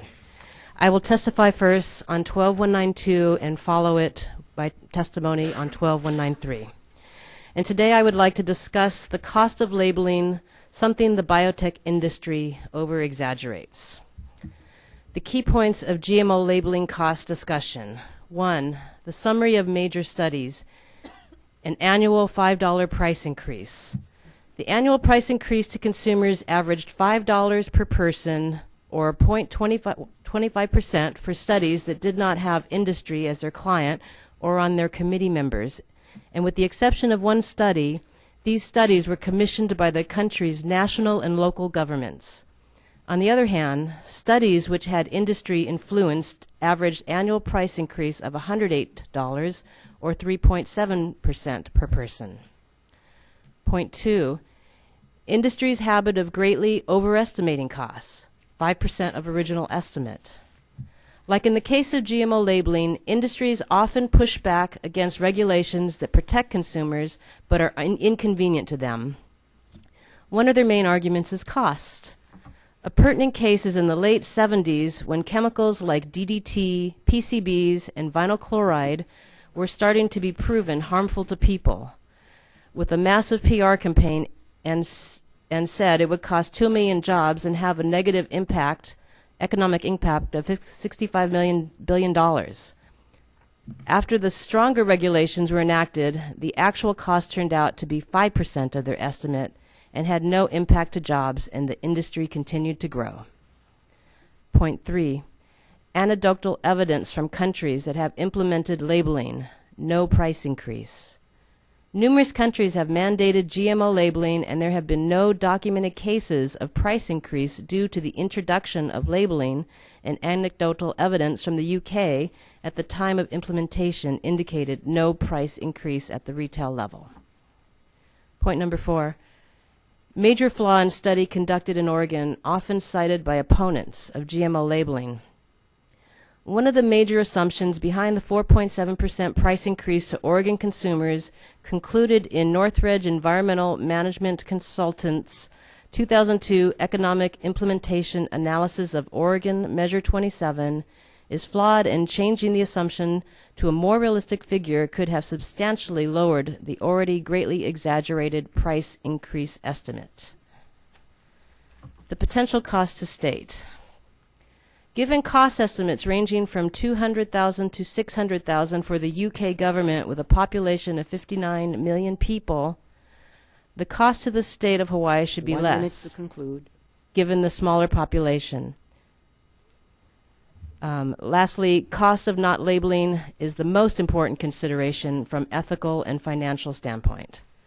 Ultimately, the comparison should be to the cost of labeling to not labeling. What is the damage of major diseases and allergies GMOs are associated with? For families, devastating emotional stress and possibly thousands of dollars in medical bills, and for the government, potentially the loss of consumer confidence and financial burden in the billions, if not more. And all the while, nobody can track or, if need be, contain the problem because something as simple as labeling of GMOs are not done. I asked that there's a motion made and a second to vote on these two items today. Thank you. Are you going to, you're concluded? On I'm both done. items? Thank you. Thank you very much. Members need to have any part of the testimony rephrased. Thank you, Ms. Traynor. Thank you. Okay. Keoki Maderas.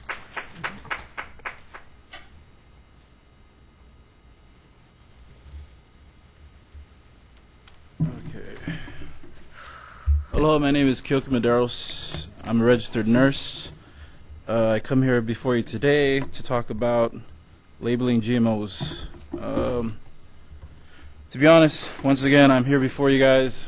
I'm not familiar with all this political stuff, this rhetoric about what's going on, regarding our food supplies. I'm a nurse.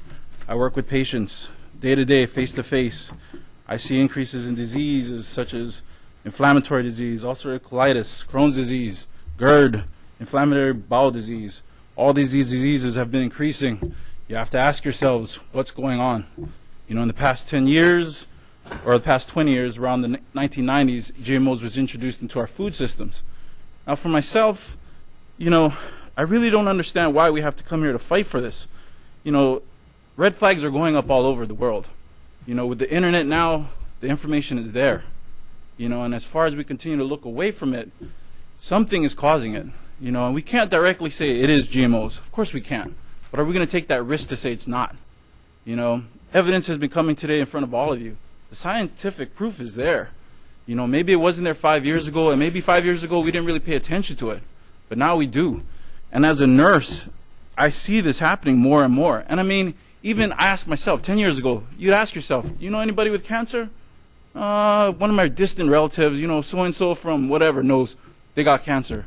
Nowadays, if you ask yourselves, everybody's got cancer in families. It's like just spreading.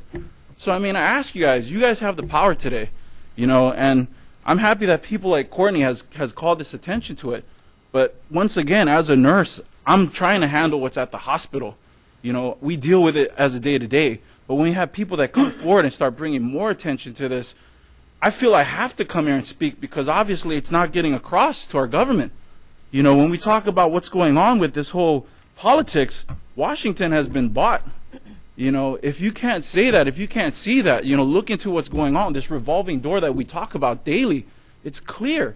The industry has gotten into our government. So for me as a citizen that is starting to see what's coming on and trying to deal with it in my day-to-day job, I ask for you people that are here, do the research. These people have tons of evidence now that's coming forward.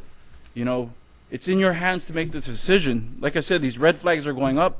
Will you be the council that will be known as the ones that stepped up and acknowledged it and took steps forward to protect Hawaii? Or will we be the ones that ignored it and finally later on when the rest of the nation realizes what's wrong, then you people will step up and say, hey, we should label it. So I'm asking you now, the bottom line is make the right choice. I don't have time to be coming here every day for my job to give this testimony. Look at the crowd. There's barely anybody here. Why? Because they're all at work. This is not connected to our community. This is the people that can come forward and say things to you guys. So, the hope, once again, there's an excellent... 1 minute to conclude. There's an excellent movie that I just watched. It's called Genetic Roulette. It's on this website. Take the time. You know, the bottom line is take the time.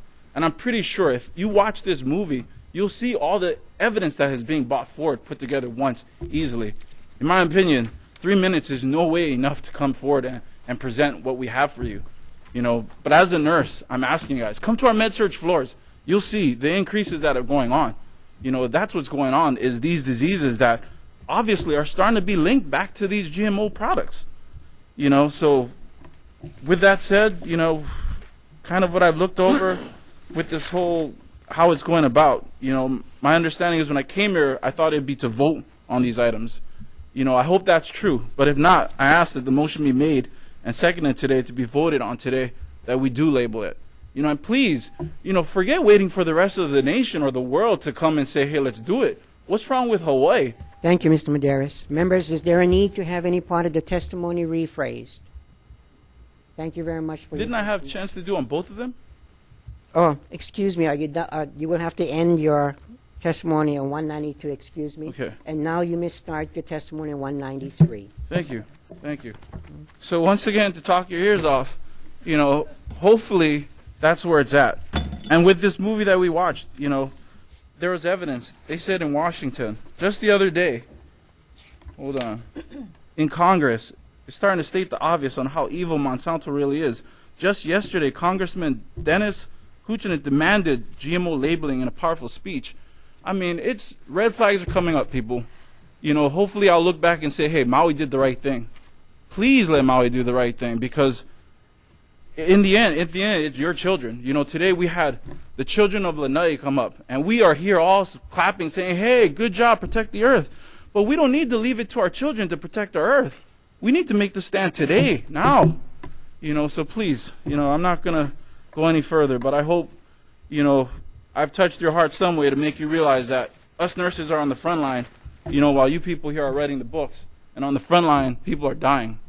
You know, it's plain and simple that things are changing. You know, look back 10 years ago. I don't know how much people you knew that was having all these diseases, but there's an increase. And whether we decide to acknowledge today that there is an increase and it just might be GMOs, please take that chance and label it and give us the opportunity to just choose. Just choose. Because we don't want to argue all day long about whether GMOs are good or bad. We just want a choice. And that's it. Mahalo. Members, is there a need to have any part of the testimony rephrased? Thank you very much. Mr. Clerk? Mr. Chairman, there are no further requests to offer testimony. Mr. Medeiros was the last individual who had signed up to provide testimony to the council this morning. If there's any individual in the gallery wanting to provide testimony that had not already done so, now is the opportunity to please come forward. Members, no one advance. With no objections, we will close public testimony for the day. Any objections? No objections. Thank you. So ordered. Members, it is approaching the noon hour. We do have members that a member that needs to leave by 1 p.m. So I can stay to 1 a.m. That needs to leave at 1 o'clock today.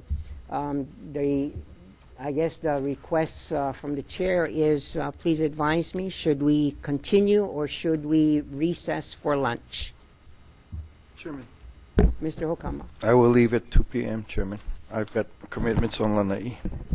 Thank you. Ms. Baisa? Chair, I would really appreciate it if we'd continue because I have to meet. It's a very important scheduled meeting to do scheduling for General Plan Committee. Thank you. Thank you. Members, additional comments? Yeah, just continue because, Yeah. you know, this is important. Let's get it done. I would prefer meeting right through. Mr. Contino? Chair, if we can take a maybe 10-minute break. Okay.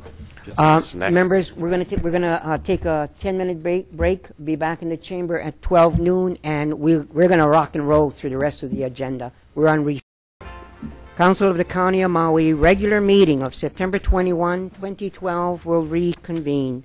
Members, we're also in receipt of quite a bit of written testimony as well, and all that testimony had been placed in the folder on your desk. With no objections, we will receive them into the record. Any objections? No objections. Thank you. So ordered. Mr. Clerk. You have before you County Communication 12-192 from the Chair, Policy Committee, informing the Council of his intention to offer the following motions. 1. A motion to discharge the Policy Committee from further consideration on a proposed resolution entitled Approving for Inclusion in the 2013 Hawaii State Association of Counties Legislative Package, a state bill requiring the labeling of genetically engineered food products. 2. A motion to waive the requirement of committee report as provided for in Rule 7E of the Rules of the Council to enable the Council to consider the proposed resolution. And 3. A motion to file this communication. Thank you. Mr. Hakama. Thank you, Chairman. I move to discharge the Policy Committee from further consideration of the proposed resolution as read by the clerk. Second. It's been moved by Mr. Hakama and second by Mr. Carroll. Go ahead, Mr. Hakama. No further discussion. Thank you. Members, this is in regards to the discharge. All those in favor of the motion? Chair. Mr. Chair. Would like some comment, please? Thank you very much. That would be nice. Members, go ahead. Go ahead, Mr. Couch. Thank you, Mr. Chair. And, you know, we all heard some compelling testimony, and most of it to support this proposal. But there's been some, you know, extreme stuff, too. There was a recent study done on GMO crops done on rats, and then being one that wants to discover and look at all the facts, I found that that study has been listed as questionable by most scientists, and I have that report right here. I think this is something that's very important that needs to be discussed, and it needs to be discussed in committee. So I would request that we keep it in committee and actually discuss it, as opposed to just doing committee work on the floor. So I cannot support this. I cannot support the discharge. Thank you, Mr. Couch. Members, further discussion on the item. Ms. Bison. Thank you very much, Chair. I, too, am concerned about the importance of this bill. You know, the more we talk about it, the more we hear about it, the more we learn about it from year to year, the more it seems like a very important subject. And it concerns me a little bit that we're going to forward this to the legislature in our package without the Maui County Council really having spent the time to look at recent studies and developments. And I'm very torn as to whether to support it going forward or to not support it going forward. And if I do support it going forward, I would ask for a roll call vote, because I would like to note that if I am going to send it forward, it would be with reservations. Thank you. Thank you very much, Ms. Bison. Chairman. Mr. Pontanella, followed by Thank- Ms. Cochran. Oh, okay, thank you. I'm your representative for HSAC, and Member Cochran, and we sent out communications to all of the different counties throughout the state with timelines. I'd just like to make it note that Member Cochran had submitted her request on time, and that's the reason why we're here today speaking about this for discharge. So as far as I'm concerned, you know, Member Cochran met the deadline in submittal of her proposal. Thank you. Thank you, Mr. Pontanella. And Ms. Cochran. Thank you, Chair, and thank you, Mr. Pontanella, for pointing that out. And due to the fact that we did, I believe, vetted this out pretty thoroughly a year ago, and it had been passed through this body to put into this same package, and I would like to include it again in this upcoming year because it did unfortunately fail. So this is another opportunity, basically, in my eyes and for the community's eyes. And I felt that we, you know, it's just about labeling. We're not trying to nitpick good, bad, evil, you know, and things. It's just simply labeling and choice. So that's where I'd like it to us to focus on. And I think with that, it seems pretty, you know, benign that choice, freedom, that's what we're about. So thank you, Chair, for letting me share. Thank you, Ms. Cochran. Mr. Carroll. Thank you, Chair. I'm going to support this motion. We have discussed this for so long and so many years. I think that all the information's out there, and all the council members at this time should be knowing the pros and cons. We are concerned with Farm Bureau and the others that do have concerns with it. However, I think this does need to go to the state. It does need to show that there is support in the counties, that this needs their attention and this needs to be addressed. And this is the only way we can do it, to get the attention of the state and get them to hear this. We are not making the decision. We are just telling them that we want them to consider it. And I will support the motion on the floor and the rest of the motions. Thank you. Thank you, Mr. Carroll. Members, further discussion? Members, we're voting on the discharge. All those in favor of the motion to discharge? A request for roll call. It will be a roll call. Members, the motion is to discharge the policy committee from further consideration on the proposed resolution entitled Approving for Inclusion in the 2013 Hawaii State Association of Counties Legislative Package, a state bill requiring the labeling of genetically engineered food products. Roll call, please, Mr. Clerk. Councilmember Gladys Coelho-Bissa. Aye, with reservations. Councilmember Robert Carroll. Aye. Councilmember Ellie Cochran. Aye. Councilmember Don Couch. No. Councilmember Ricky Hokama. Aye. Councilmember Michael P. Victorino. Aye. Councilmember Mike White. Excused. Vice Chair Joseph Pontanilla. Aye. Chair Danny A. Mateo. Aye. Mr. Chairman, there are 7 ayes, 1 no, and 1 excused. The motion passes. Thank you very much. Chair recognizes Mr. Hokama. Chairman, I make a motion to waive Rule 70 of the Rules of the Council. Second. It's been moved by Mr. Hokama and second by Mr. Carroll to waive the requirement of committee report as provided for in Rule 70 of the Rules of the Council to enable the Council to consider the proposed resolution. Mr. Hokama. No further discussion. Thank you. Members, discussion. Ms. Bison. Thank you very much, Chair. I'd like to ask for the same roll call vote on the subsequent votes. Thank you. Thank you. Thank you. Mr. Couch. Thank you. And I had said I would like to see it still in committee, so I see the will of the council, and I'd be willing to support this motion. Thank you, Mr. Couch. Further discussion, members? Mr. Pontanella. Thank you again, Chairman. Last year we had the same discussion, and it passed unanimously. I'm going to be supporting this. Thank you. Thank you, Ms. Pontanella. Members, further discussion? No. Nope. Thank you. Chair will call for the vote. Members, we're voting, we're looking at the waiver of the requirement of committee referral.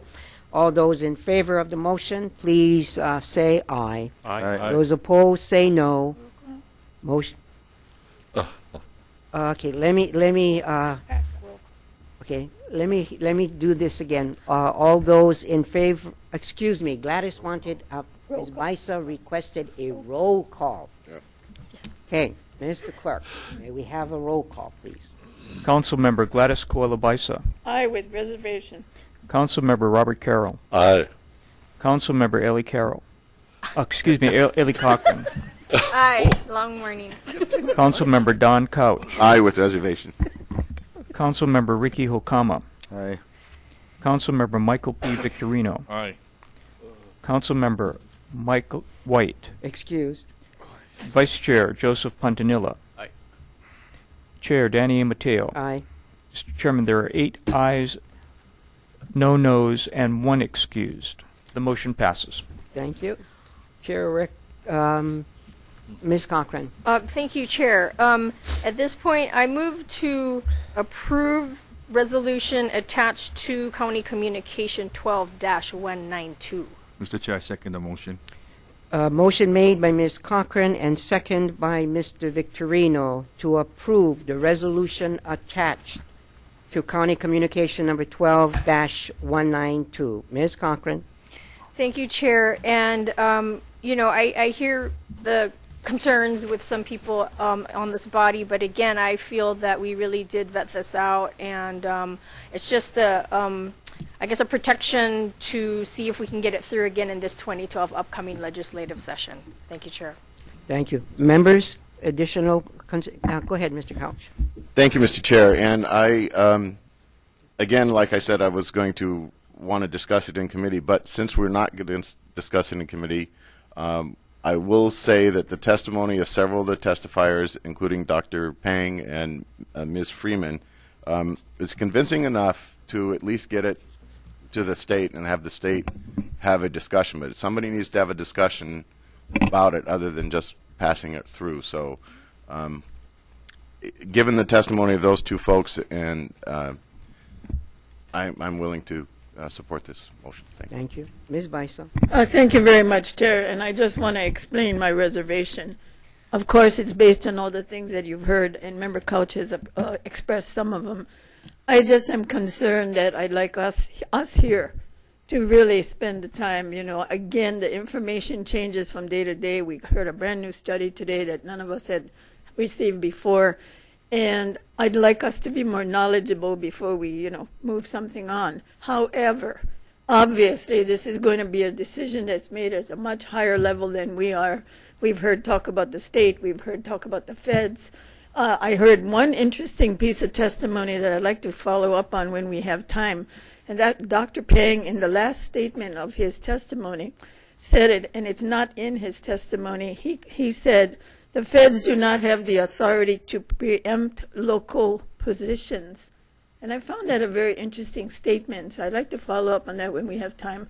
But anyway, to move this forward so we can get on with it and let's have a decision made somewhere, I'm going to support it with reservations. Thank you. Thank you, Ms. Benson. Mr. Victorino, followed by Mr. Pontanella. And I think, you know, we've always talked about, you know, siding on the side of caution. And I think this is a good example of doing what we think is right. We did this with the Calo. Now we're doing with this.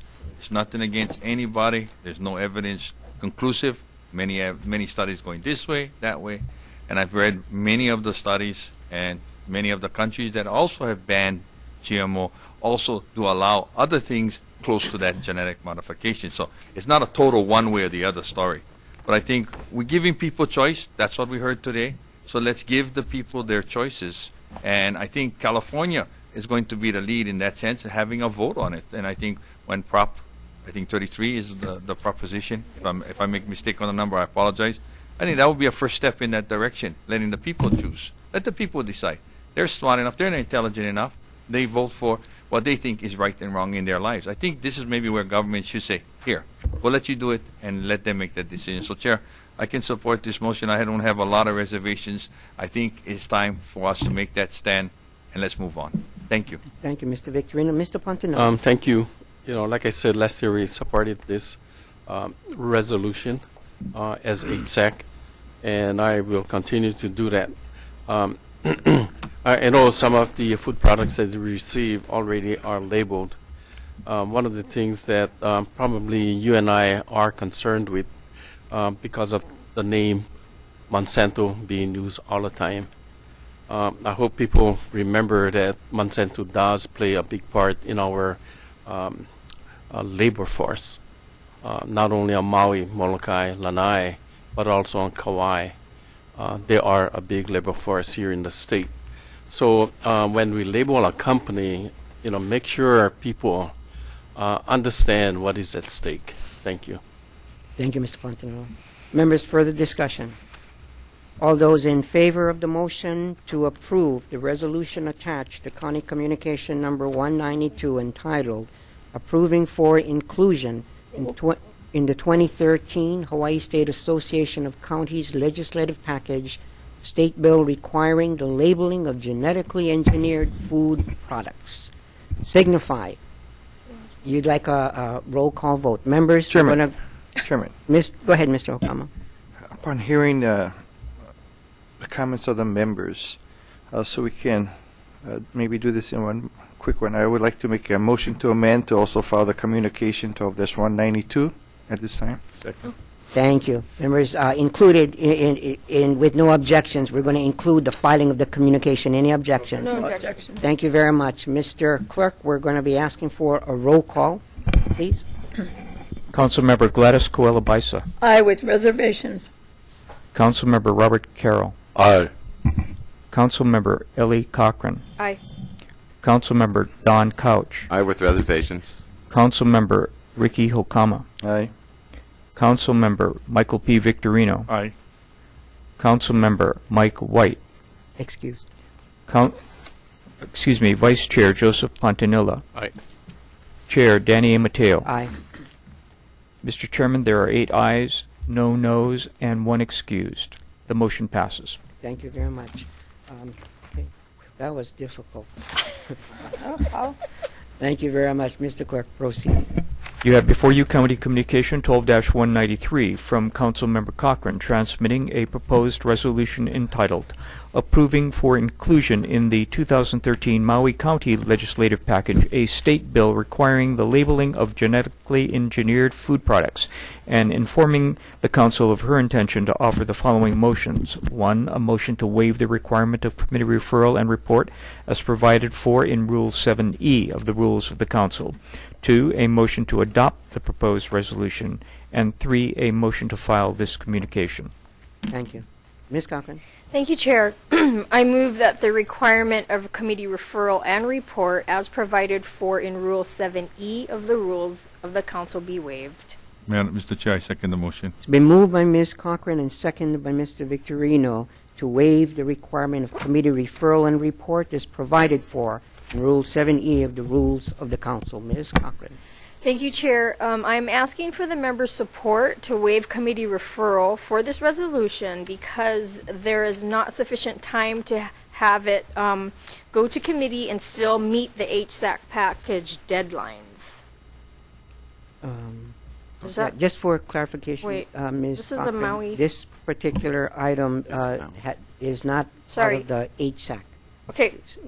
Basically, the reason is, as we saw, the HSAC referral failed, so this is sort of a backup coming from the Maui County package Okay. to be submitted to the state legislation. Thank you. Members, further discussion. Mr. Couch. Thank you. And again, I will support this, but I do have to say that something like this could have been done, 3 or 4 months ago. We could have had a discussion about it, and that's my only concern. Is this one could have been done 3 or 4 months ago, and we had our discussion. So I would like to have a discussion about it in committee at some time. Thank you. Thank you, Mr. Couch. Ms. Baisa. Thank you very much, Chair. Just ditto to Mr. Couch's remarks. Thank you. Thank you. Members, further discussion. Chair, just real quick, sorry. Go ahead, Ms. Cochran. Referring to Mr. Pontanilla's earlier comments, I believe he feels the same too, that this body supported it. Not everybody, but majority, and that was the reason why it went up to the state level. So here we are again. I felt no need to rehash and redo the whole, sort of details of it once again. Nothing changed within the resolution. The wording, the verbiage, intent is still exactly the same a year ago. So I felt it was a pretty easy, direct way to get it back on the drawing board at the state level. Thank you, Chair. Thank you, Ms. Cochran. Members, further discussion. Motion on the floor is still to waive the requirement of committee referral and report as provided for in Rule 7E of the Rules of the Council.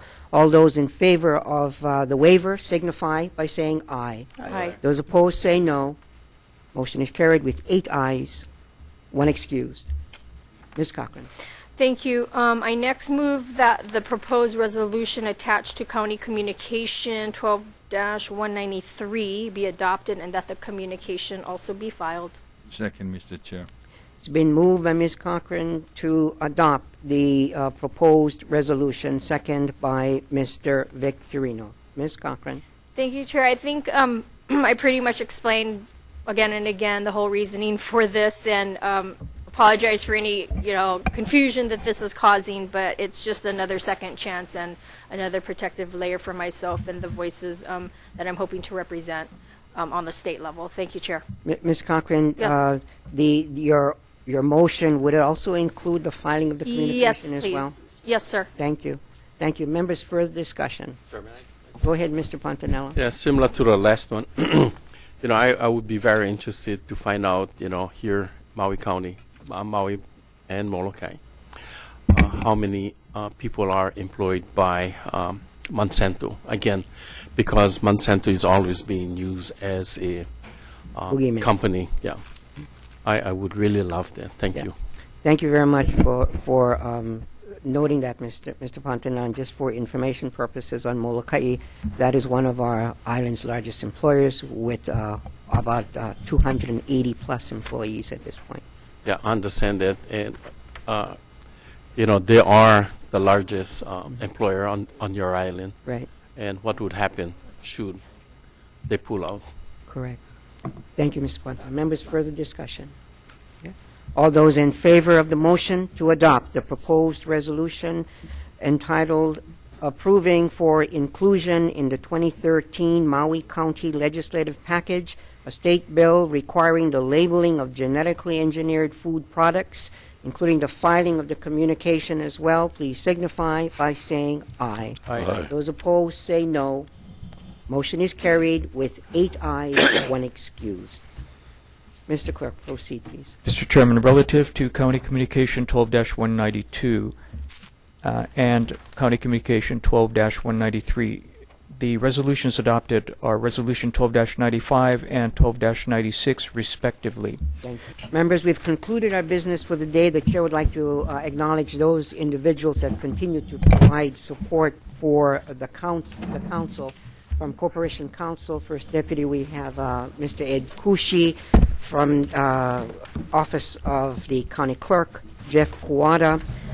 Mr. Ken Fukuoka, the Director of Council Services, our support staff, both Joyce Murashigi and Teresa Valdez. The Chair would like to send a special mahalo to the youth of Molokai the youth of Lanai, who jumped on the boat and joined us this morning. What an excellent performance for sharing their community pride with all of us. Members, have a good weekend. Regular meeting of the Council of the County of Maui for September 21, 2012 is adjourned.